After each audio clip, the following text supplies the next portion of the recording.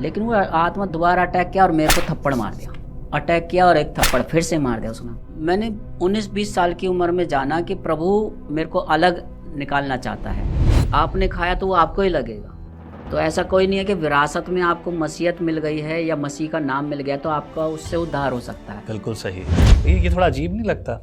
बिल्कुल अजीब लगता है। दुष्ट आत्मा ऐसा है कि पता नहीं खाने को देख करके वो भड़क गई और कुछ दुष्ट आत्माएं और भी आ गई। अब उनके अंदर दुष्ट आत्मा उस सुबह उनके यहाँ प्रवेश कर गई 7:30 बजे के टाइम। मैं घर से निकल जाता था। उन्होंने मम्मी को डरा दिया, भाई अगर ये जॉब पे जाएगा तो बस का मैं एक्सीडेंट करवा दूंगी। अब हमारी मम्मी भाई पुराने ख्यालात के, भाई फिर तो नहीं जाना। अरे मैंने कहा सैलरी मिलने वाली है, कुछ नहीं कर सकते ये यार। दुष्ट आत्मा किसी का पीछा नहीं छोड़ते। दादा परदादाओं के टाइम की पुश्तैनी जमीन थी तो उसमें कोई जिन्नात करके रहता था कोई। तो उसने बताया कि कोई वाइट से कपड़े पहने और बहुत बड़ी दाढ़ी उसकी। तो आपको लगता है क्रॉस डालने से दुष्ट आत्माएं भाग जाती हैं? अब मैं पूरी आपको बताता हूँ कि जब इस पे से वो गहरी नींद हो गई तो छूट गई क्रॉस हाथ से। इसी दौरान भतीजे ने थप्पड़ मार दिया जोर से। चादर ले आना, हम इसको इसी में लपेट करके ले जाएंगे बच्ची को।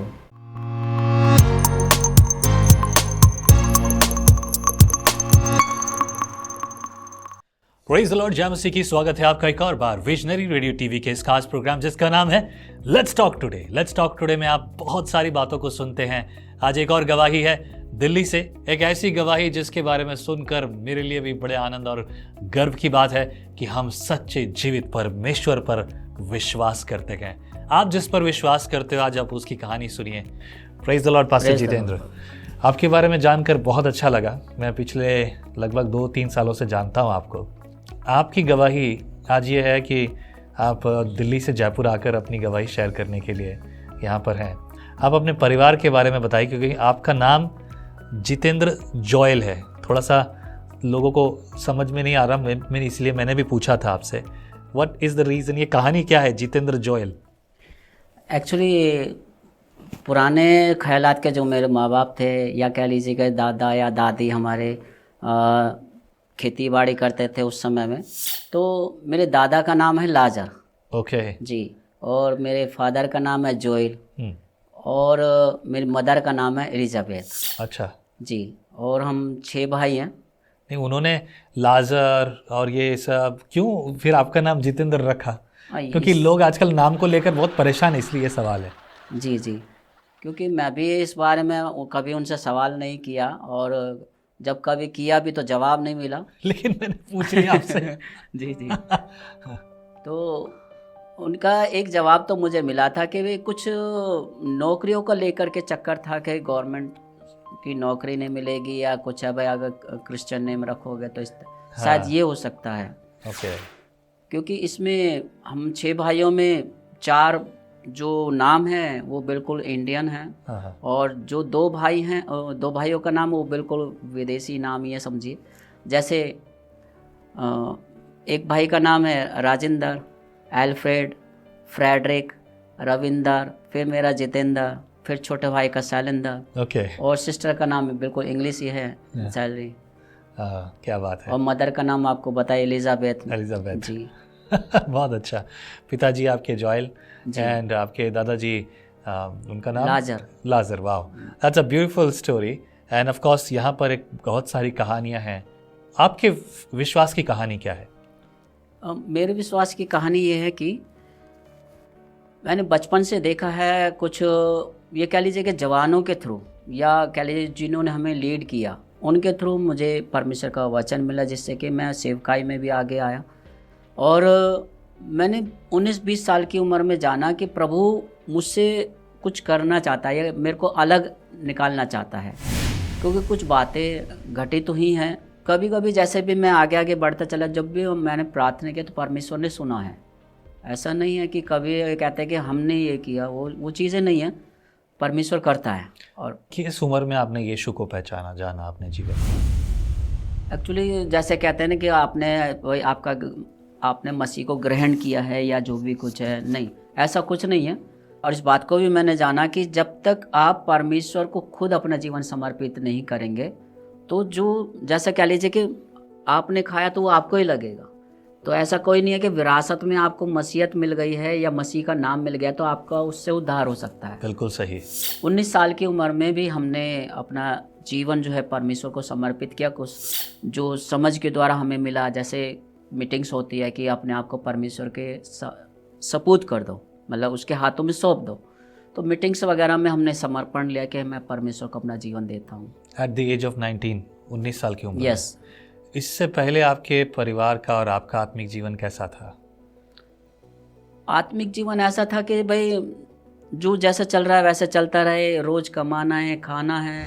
और जैसे मान लीजिए अभी परमेश्वर का वचन को कभी अहमियत नहीं, जैसे घर में प्रेयर मीटिंग हो गई, वचन सुन लिया, ठीक है, इधर से सुन लिया, इधर से निकाल दिया, कभी वचन को पढ़ना नहीं। लेकिन जब 19 साल की उम्र से मैं जवानों के साथ और परमेश्वर को अपना जीवन दिया तो बाइबल स्टडी में भी मैं जाने लगा। अच्छा, 19 साल के बाद जब आपने प्रभु को जाना, आपने बताया था मुझे कि आपने अपनी मदर को, उनका नाम एलिजाबेथ, और एलिजाबेथ को कभी आपने चर्च जाते हुए नहीं देखा। जी, मैं इस बात के एग्री हूँ, क्योंकि हमने कभी भी नहीं देखा उनको चर्च जाते हुए, या कभी भी ये कह लीजिए कि उन्होंने कभी बच्चों को भी लेके नहीं गई। कैसे जैसे कहते हैं ना, मदर सड़क क्रॉस कराती है कि तुम्हें अच्छी जगह से पहुंचा दो, सुरक्षित रहोगे। तो कभी माँ बाप ने भी ये नहीं कहा कि हाँ भाई चर्च का टाइम हो गया, चर्च के टाइम पे चर्च जाओ। माता पिता दोनों नहीं? जी जी जी। कैसा, मतलब ये कैसी बात है कि एक मसीह परिवार होते हुए भी आपको माता पिता ने कभी मसीह नहीं दिया? एक ये कह सकते हैं कि मसीहत विरासत में मिल गई, तो मतलब उसको लेकर के हम बैठ गए। और लेकिन परमेश्वर चाहता है कि हम आगे बढ़ें, तो उन्हें चाहिए था कि भाई हम अच्छी तरीके से मसीह को जानें। लेकिन कुछ दौर ऐसा था, या कह लीजिए कि कुछ, या उनकी समझ ऐसी थी कि भाई हमने मसीह को ग्रहण कर लिया, या मसीह, हमारा नाम एलिजाबेथ है या जोएल है या लाजर है या जो भी नाम है, तो अब हमारा नाम ये हो गया, अब हम क्रिश्चियन हो गए। ऐसा कुछ नहीं है। मसीह को पर्सनल जानना और ग्रहण करना बहुत ज़रूरी है। तो क्या उनका आत्मिक जीवन में, जैसे कि एक मसीह विश्वासी का होना चाहिए कि वो प्रार्थना करता है और बाइबल पढ़ता है, चर्च जाता है, संगति करता है, और किसी भी रीति से मूर्ति पूजा और इन सब चीज़ों से, और जो कि दूसरे विश्वास हैं, हिंदू धर्म हो गया, मुस्लिम धर्म हो गया, ऐसे और विश्वास हैं, इनको लेकर बहुत सजग रहता है कि मेरा विश्वास ये है कि मैं किसी के घर का प्रसाद नहीं खाऊंगा, किसी के साथ ऐसा व्यवहार नहीं करूंगा। उनका व्यवहार कैसा था, मैं आपसे जानना चाहता हूँ आपके नज़रिए से। मेरे नज़रिए से ये था कि खैर प्रार्थना तो कभी फैमिली प्रेयर हमने देखी नहीं, ना कभी बड़ों ने कहा कि हम प्रार्थना करते हैं मिल कर के, नहीं, खाया पिया और सो गए, फिर सुबह उठे फिर चले गए। और ना ही कभी जैसे कहते हैं कि बच्चों चलो आप ही प्रार्थना कर लो। हाँ, जब मैंने 19 साल की उम्र से प्रभु को जाना, प्रभु ने मेरे जीवन में कार्य किया, तो वो ये ज़रूर कहता था कि भाई हाँ, हमारे घर में पादरी है, पादरी की ज़रूरत ही नहीं है। अच्छा, वो आपको इस रीति से संबोधित करते जी थे? जी जी। मतलब ये एक तरह से टोंट मारने जैसा, टोन्स कसने वाला बात है ना, कि हाँ। भाई ये पादरी बन गया, ये तो अब चर्च जाने लग गया। जी जी जी। तो ये थोड़ा अजीब नहीं लगता? बिल्कुल अजीब लगता है। और एक तरीके से कह लीजिए कि मतलब मजाक सा उड़ाना भी हो गया। लेकिन अभी भी और भाई हैं, वो आज भी चर्च नहीं जाते हैं। आज भी नहीं जाते? आपके जीवन की इतनी बड़ी बड़ी गवाहियाँ देखने के बाद, आपके जीवन से परमेश्वर के कार्य को देखने के बाद भी वो चर्च नहीं जाते? नहीं। और कई बार मैंने बोला भी है, हालांकि मैं प्रीचिंग भी उनके यहाँ मैंने जा कर के की है, ऐसा नहीं है। जैसे कभी मीटिंग्स में या कभी उन्होंने बड़े भाई ने घर बनाया, उद्घाटन भी किया, तो तब भी मैं प्रीचिंग की है। कि उद्घाटन में क्या किया था उन्होंने? किसी पंडित को बुलाया, किसी मौलवी को बुलाया, या खुद खड़े होकर दुआ की, या अपने भाई जो प्रभु का सेवक हो गया उसको बुलाया, क्या किया? एक्चुअली उनके कोई जानकार हैं पास्टर। अच्छा। और तो मुझे भी इनवाइट किया था, मैं नजफगढ़ से फरीदाबाद तक उनके घर में गया जब उन्होंने घर बनाया था। तो पास्टर जी ने प्रीचिंग कर दिया, वचन दे दिया, लेकिन फैमिली नहीं बैठी थी। ओह। तो मैंने ये कहा, मैं कहा कुछ कमी है, आज भी आप एक नहीं है, हम इतनी दूर से यहाँ खाना खाने नहीं आए, मैं ये खाना घर भी खा सकता हूँ। सही बात है। अगर हमें इनवाइट किया है तो परमेश्वर को इनवाइट किया है, और परमेश्वर को इनवाइट किया है तो आप उसकी हुजूरी में बैठिए। और आज आशीष बरकत नहीं है या आप दुआ में नहीं बैठे हो, परिवार का कोई नहीं है, तो कुछ कमी है, उसको ढूंढो, परमेश्वर के पास जाओ, वचन में जाओ। सही बात है। हालांकि मेरा कोई राइट नहीं बनता क्योंकि प्रीचिंग हो चुकी थी, लेकिन मुझे अच्छा नहीं लगा तो इसलिए मैं उस वक्त बोल दिया। परमेश्वर का दास परमेश्वर की आवाज़ को लेकर जाता है। जी, कोई भी हो सकता है, वो छोटा बच्चा भी हो सकता है, अगर परमेश्वर ने उसे बुलाहट दी। छोटे बच्चे से मेरा मतलब है मैच्योर पर्सन, जी, राइट, और whoever so ever the age doesn't matter, जी, मे बी मेल और फीमेल, पुरुष और स्त्री, कोई भी, अगर वो परमेश्वर की बुलाहट में और वो जाकर बात करेगा, उसका काम है बताना। मेरा काम और आपका काम ये नहीं कि लोग जो सुनना चाहते हैं उनकी कान की खुजली के अनुसार बात करें। हमारा काम है जो वचन से सही है उसी समय उनको बारे में बोलना, और ये हमारी शिक्षा, ये हमारे लिए लाजमी जिम्मेदारी परमेश्वर ने दी है। तो अगर आपने उन्हें इस तरीके से चेतावनी दी है, आपने उन्हें प्रेरणा दी है, तो उसमें कुछ गलत नहीं है। तो आप ये मत कहिए कि मेरा कुछ बनता नहीं है। निमंत्रण दिया गया है एज ए भाई तो भी बनता है भाग, और अगर एज ए प्रभु के सेवक के द्वारा तो फिर ये और जिम्मेदारी बन जाती है कि सामने वाले को चेतावनी दे दें। भाई हम यहाँ मजा मस्ती के लिए नहीं आए, कोई डीजे में नाचने नहीं आए हैं, हम लोग यहाँ पर परमेश्वर के नाम को धन्यवाद देने आए हैं कि he made a great Joy for your life. Great. Well, ये तो रही फैमिली। अब मैं बात करूँगा आपकी।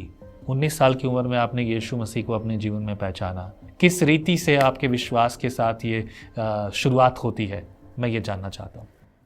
दरअसल क्या था कि उस स्टेज में मैं प्रिंटिंग प्रेस में भी काम कर चुका हूँ, लेकिन जब जॉब छोड़ गई तो मैं ज़्यादातर खाली सा भी हो गया था। और लेकिन मैं अपना ज़्यादातर खाली वक्त इधर उधर नहीं या घर में रह कर के नहीं, मुझे लगा कि मुझे अपना मतलब जो भी समय है वो चर्च में बिताना चाहिए। बहुत बढ़िया, वो स्वभाव से दिखता है आपके। और यही नहीं, मैं चर्च के लिए या और भी जवान मेरे साथ मिल कर के हम लोग योजना बनाते थे कि वो काफ़ी टाइम से बहुत पुराना चर्च था कि इसकी फिटिंग किस तरीके से की जाए, या माइक सिस्टम या लीड बिल्कुल भी नज़र ना आए और आवाज़ आनी चाहिए, लाइट के तार नहीं दिखने चाहिए, लाइट जलनी चाहिए।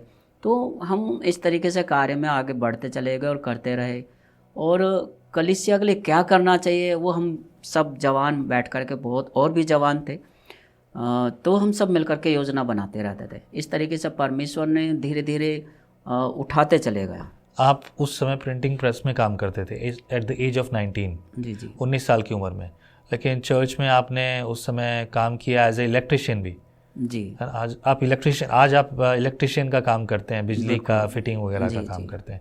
अच्छा, ग्रेट। मतलब आप मल्टीटास्किंग है, ये भी काम कर लो वो भी कर लो, मल्टी टैलेंटेड, ये भी कर लो वो भी कर लो। आपके भाई की शादी थी, आपने भाई की शादी छोड़ दी थी, उस शादी की जगह आप कहीं और गए थे, और उसके साथ ही कुछ दुष्टात्मा के साथ आपकी जो है मतलब जो है द्वंद्व युद्ध है ना, कुश्ती वाली कहानी, वो क्या है?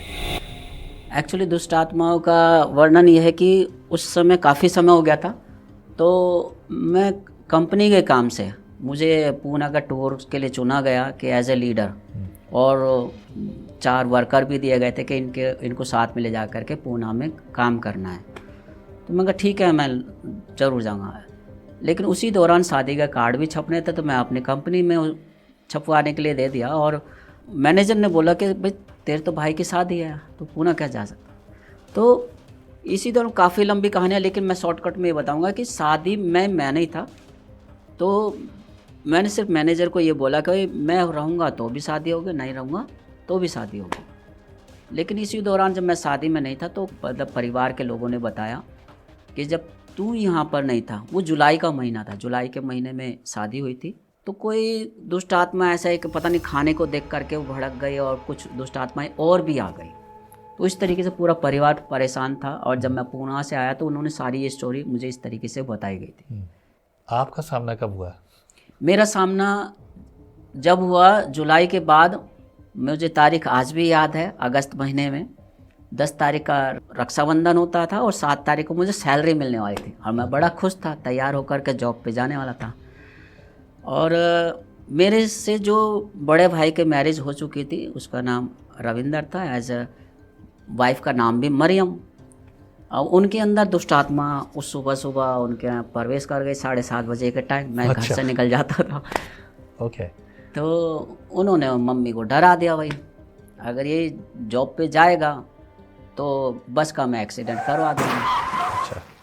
अब हमारे मम्मी भाई पुराने ख्यालात के, भाई फिर तो नहीं जाना। अरे मैंने कहा सैलरी मिलने वाली है, कुछ नहीं कर सकते ये यार। मुझे पैसे लेने जाना है, इसको तुम संभालो है। हाँ, मैंने कहा इनको चर्च लेके जाना। मैंने कहा वहाँ पादरी साहब दुआ वगैरह करेंगे। मैं कहा चर्च जाया करो, कोई भी तुम लोगों में से चर्च नहीं जाता। तो ये था। और फिर ऐसे करते करते काफ़ी समय बीत गया, जो हालांकि उन आत्माओं ने अपना नाम भी बताया। अच्छा। ये जो अटैक किया था उसका नाम रीना था, और जो छोटे भाई के अंदर अटैक किया था जो शादी के टाइम पर, उसका नाम था सुनील। तो मतलब काफ़ी दुष्ट आत्माएँ थी, और इस तरीके से करते रहते वो काफ़ी परेशान रहते। मैं कभी आगरा जाता था तो उसी बीच दौरान वो दुष्ट आत्माओं से परेशान होता था। और एक भाभी तो हमारी डर के मारे भागी गई थी, मतलब क्या घर से छोड़ के अपने पीहर भाई को लेकर के कि यहाँ दुष्ट आत्माएं तंग करती हैं यार, वो शादी के दौरान। लेकिन दुष्ट आत्मा वहाँ भी उनको तो परेशान था। अच्छा, दुष्ट आत्मा किसी का पीछा नहीं छोड़ रही। पीछा नहीं छोड़ती। मैंने जब उसको आत्मा को पहचाना, जब कि दुष्ट आत्मा किस तरीके से कार्य कर रही है क्या है, क्योंकि मैं घर में जब एंट्री करता था तो वो उसमें अटैक करते थे छोटी बहन के ऊपर, और आता था तो वो मेरे साथ आ जाते थे। तो मैंने कहा भाई अब जिस ये सब चीज़ें जो बताने वाली थी, एक जो भाभी के अंदर आत्मा थी रीना नाम की, तो वो बताती थी कि भाई जब मैंने कहा ये क्या चक्कर है, मैं जाता हूँ तो उसकी तबीयत खराब हो जाती है, और आता हूँ तो ऐसे हो जाता। तो कहते भाई वो दुष्ट आत्मा तेरे साथ घूमती है। मैंने कहा अच्छा, तो उसको बोल मेरे से क्या चाहती है, मेरे अंदर आ जाए। कह रहे भाई तुझे वो टच नहीं कर सकते। मैं क्यों? क्योंकि भाई तू चर्च में आना जाना दुआ प्रार्थना में रहता है, इसलिए तुझसे तुझको टच कर ही नहीं सकती। फिर वो कैसे अटैक करे कि वो अपनी मर्जी से किसी से भी मतलब अंदर आ सकती है वो। और ये कह लीजिए उस ज़मीन में वो दादा परदादाओं के टाइम के पुश्तैनी ज़मीन थी, तो उसमें कोई जिन्नात करके रहता था कोई, और वो भी हमें नहीं मालूम, को किसी पड़ोसी को नज़र आया था वो जिन्नात। तो उसने बताया कि कोई वाइट से कपड़े पहने हो, बहुत बड़ी दाढ़ी उसकी, बिल्कुल जैसे कहते हैं सुनहरी दाढ़ियाँ उस टाइप की थी उसकी। तो वो भी उसने कभी देखा होगा, तो उसने हमारी मम्मी को बताया था। और जब वो दुष्ट आत्मा जो सुनील और ये रीना को आ गए तो उन्होंने बताया कि जिन्नात इस तरीके। अच्छा दिन और सामने ऐसा हुआ कि जिस दिन मैं एक बात भूल गया आपसे कहना कि 7 तारीख को जब सैलरी लेने जाता तो छोटी बहन के अंदर अटैक कर दिया। तो मैंने उसके लिए दुआ प्रार्थना करी और बाइबल उठाया, उसके लिए वचन पढ़ा, और उसको जब वो ठीक हो गई तो मैं उसके साथ बैठ गया और बाइबल मैंने उठा करके रख दिया। लेकिन वो आत्मा दोबारा अटैक किया और मेरे को थप्पड़ मार दिया। अच्छा। मैंने क्या ये क्या हुआ, फिर से अटैक करेगा। फिर से बाइबल उठाया, उससे पढ़वाया वचन, भजन संहिता 23 पढ़वाया। फिर उसके बाद जब वो ठीक हो गई तो फिर से मैंने कहा चलो अब ठीक हो गई, इसको खाना वाना दे दो, और बैठ गया खाना वाने के देने के लिए। लेकिन खाना देने से पहले उसने फिर से वो अटैक किया और एक थप्पड़ फिर से मार दिया उसको। Oh okay. 2 थप्पड़ मेरी बहन ने मारे थे और एक थप्पड़ मेरे बड़े भाई का लड़का है, तो उसके अंदर भी अटैक किया था। जब हम सो रहे थे तो सब ने बचने के लिए, वो जितनी घर में क्रॉस थी सब के हाथ में क्रॉस दे दी। अब मेरे क्रॉस सब ने धागा डाल करके गले में डाल दिया। अब मम्मी जो कहने भाई तू भी डालने, अब मेरे जो क्रॉस थी डालने के लिए मुझे धागा मिला नहीं, तो मैंने हाथ में ले लिया। तो आपको लगता है क्रॉस डालने से दुष्ट आत्माएं भाग जाती हैं?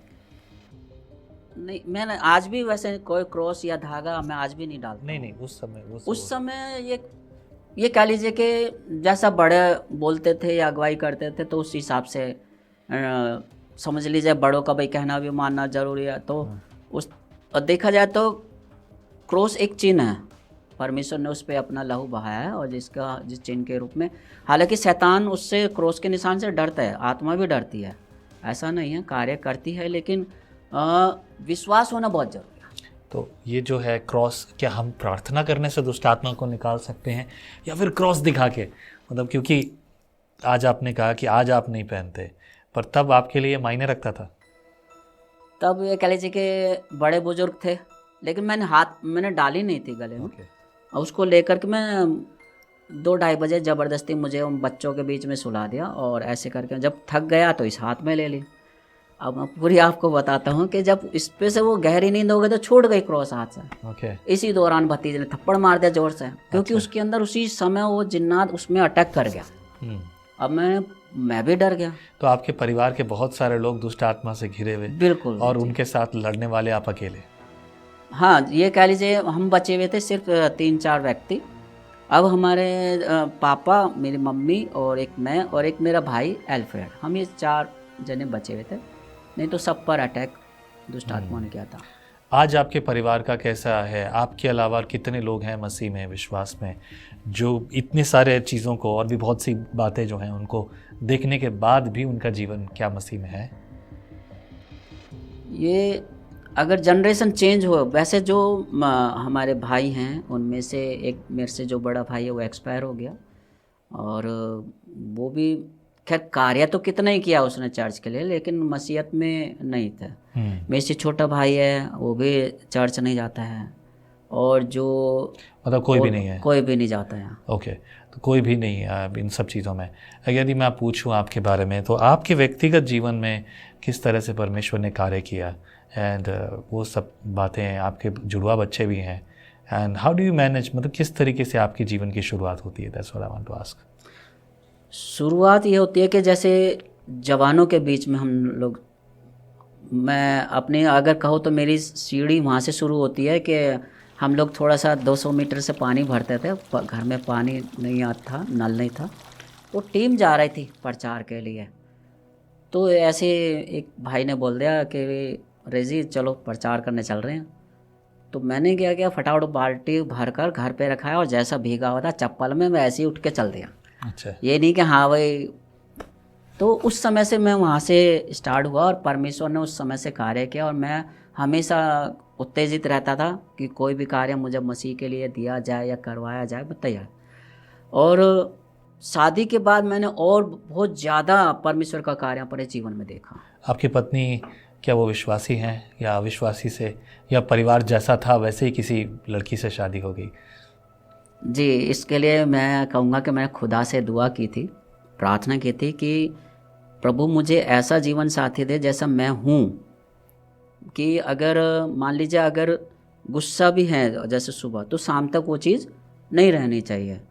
और ऐसा नहीं है कि मुझे वो चीज़ प्रभु ने नहीं दिया, वैसे उससे भी कहीं बढ़ कर के मुझे जीवन साथी दिया, कि जिससे मैं कहता हूँ कि जीरो से हीरो जो आज पहुँचा हूँ। तो कहते हैं ना, परमेश्वर का वचन साफ कहता है कि अगर गृहिणी अगर चाहे तो बहुत अच्छा घर के संवारती है, बनाती है, अपने बच्चों को ठीक से खिलाती है, और देर रात तक, तो मतलब वो सारे गुण मिले। बहुत अच्छा है।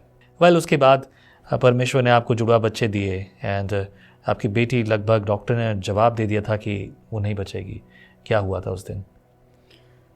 एक्चुअली ट्विंस होने के साथ साथ वो बच्चे मतलब कमज़ोर थे।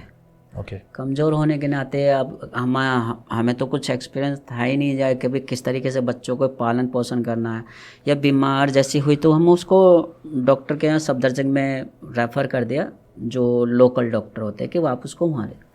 और सफदरजंग में ऐसे 2-3 दिन हो गए करते करते, और एक दिन डॉक्टर ने तीसरे दिन बोल दिया कि सुबह के सुबह ही कि भाई अब इसमें जान नहीं है, कुछ समय के मेहमान हैं। तो मेरा दोस्त को मैंने फ़ोन किया, उसमें मेरे फ़ोन में सिर्फ 4-5 रुपए थे, तो मैंने उसी से फ़ोन किया, मैंने भाई ऐसे ऐसे करके चादर ले आना, हम इसको इसी में लपेट करके ले जाएंगे बच्ची को। और मैंने कहा देख मेरे पास 150 रुपये थे जेब में, उस समय काम भी ऐसे ही था। तो मैंने कहा 60 रुपये यहाँ से लगेंगे घर तक के लिए। तो मैंने कहा हम इसको चुपचाप से ले चलेंगे, और शोर मचाएंगे तो ज़्यादा हमें खर्चा और पैसे हैं नहीं। और मैंने कहा घर पे किसी को नहीं बताना, बस तू ही आ जा। मैंने कहा मेरी वाइफ को भी मत बताना, तू घर से एक चादर ले, चाहे अपने घर से ले आ। और उसके बाद मैं बेटी को मैंने उठाया और प्रार्थना की कि प्रभु हमने दुआ से आपसे बेटी ही मांगी थी। तो उसी वक्त 7:15 बजे मेरे को प्रार्थना का उत्तर भी मिला और नॉर्मल हो गई। Praise the Lord. और प्रभु का धन्यवाद करता हूँ कि मैं तो 3 दिन से हॉस्पिटल में ही था, मैं तो वापस आ गया, लेकिन दोस्त के साथ साथ वो मेरी मिसेज भी अपने बेटे को भी लेकर के आई, जो अलाउड नहीं है बच्चों को हॉस्पिटल में जो स्वस्थ है वो अलाउड नहीं करते हैं। मैं तो घर आ गया था और बाद में वो खुद डिस्चार्ज, उसी दिन वो डिस्चार्ज भी हो, बेटी आ गए थे ना। क्या बात है, जिसके लिए डॉक्टर ने कहा था कि अब बचा नहीं बचेगी कुछ शरीर में, लेकिन परमेश्वर ने उसे चमत्कार से चंगाई दी। जी। That's a beautiful story. And what about आपने अपने घर बार, अपनी सेवा को, अपने समय को छोड़कर आप दूसरी जगह, अपने घर को छोड़कर आप दूसरी जगह आए। ये बुलाहट की बात है, परमेश्वर ने आपको आवाज़ लगाई 4 बार, वो क्या कहानी है? एक्चुअली क्या था कि परिवार जॉइंट फैमिली रहता था और हमारे पापा भी परेशान रहते थे। अब कह लीजिए कि परमेश्वर कहीं तो ताड़ ना देता है कि वे बुलाता भी है, या परमेश्वर या उस तरीके से जैसे किसी को चुन करके निकालना चाहता है।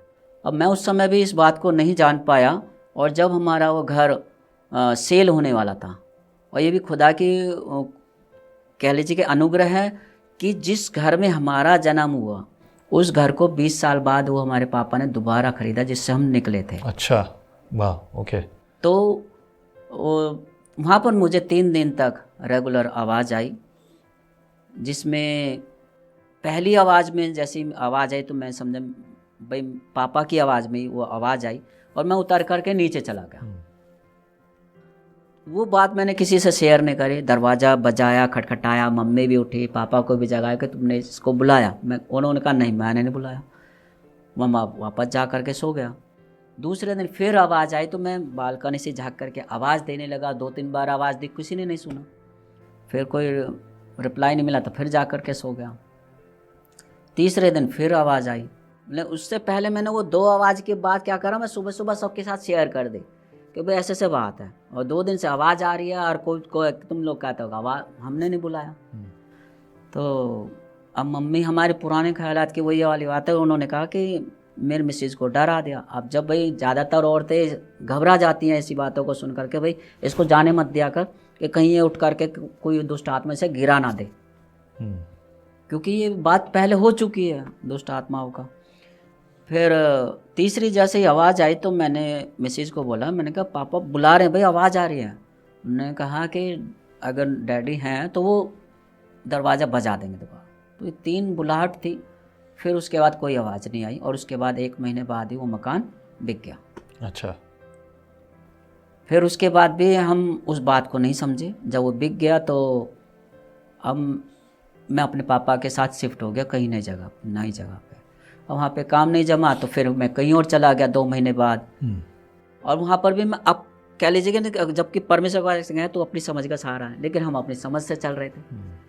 काम ढूंढ रहे थे, नहीं मिल रहा था ढंग से। फिर 2 महीने बाद ही चौथी आवाज़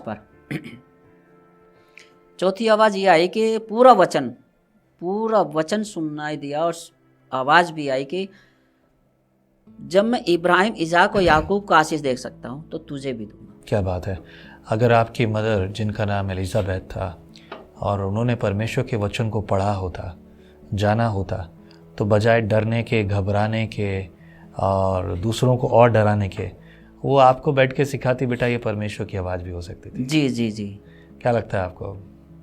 मैं समझता हूँ कि अगर आज जैसे बच्चे या कोई मुझसे पूछता है कि भाई हमने ऐसा देखा या ऐसी बात आई है, तो आज मैं जैसे उन बच्चों को, अपने बच्चों को सिखाता हूँ, बताता हूँ बाइबल से, जाहिर सी बात है वो भी मुझे बताते हैं।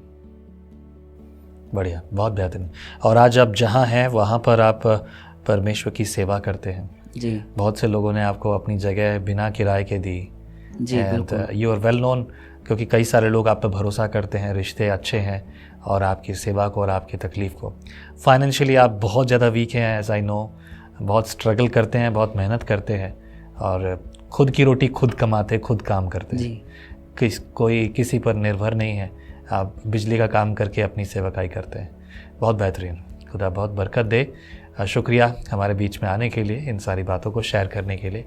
आई बिलीव, मैं विश्वास करता हूँ कि लोग जो सुन रहे हैं वो लोग अपने जीवन में एक प्रेरणा प्राप्त करेंगे। And I request other people, यदि आप पास्टर जितेंद्र को आर्थिक सहायता करना चाहते हैं तो नीचे लिखे नंबर पर आप मुझे ऑफरिंग भेज सकते हैं। जब आप भेजेंगे तो नाम ज़रूर लिखिए पास्टर जितेंद्र के लिए, वो ऑफरिंग इन तक जाएगी। खुदा आपको बरकत दे, आशीष करे। यदि आप भी अपनी गवाही शेयर करने के लिए विजनरी प्लेटफॉर्म पर आना चाहते हैं, स्वागत है आपका। And will be having a great time together. हमें एक अच्छा मौका मिलेगा परमेश्वर की महिमा करने का। प्रभु आपको बहुत आशीष करे। यदि आप विजनरी रेडियो को सपोर्ट करना चाहते हैं तो इसी नंबर पर आप ऑफरिंग भेज सकते हैं, लिखिए for visionary radio and TV. प्रभु आपको बहुत आशीष करे, फलवंत और बलवंत करे, उसकी योजना आपके लिए पूरी हो। आमीन। थैंक यू वेरी मच हमारे बीच में आने के लिए। प्रभु आशीष करे। Praise the Lord.